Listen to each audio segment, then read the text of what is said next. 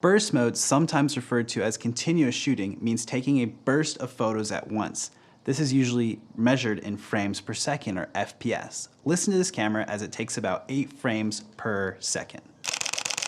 On most cameras, you can select how many photos you want to capture in a burst.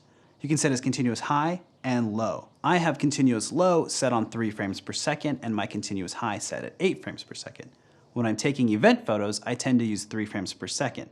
I'll end up with more photos, but I use this mode to try and minimize closed eyes or other unknown mishaps that may occur. It's great for taking group shots as well. I use the high frames per second to shoot sports or high action. 8 frames per second or higher. Check out this sequence I shot of my nephew snowboarding. Here, I was able to just hold down the shutter and get covered in snow and go back to find the best shot later. Once you decide you want to shoot in burst or continuous mode, you need to make sure you have a fast enough media card.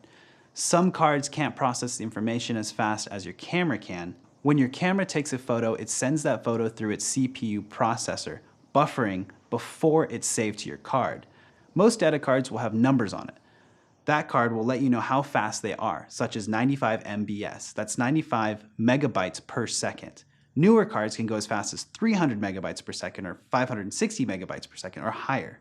If you use anything below that, like 45, you may slow down your camera and run into some pausing while the camera buffers it in burst mode.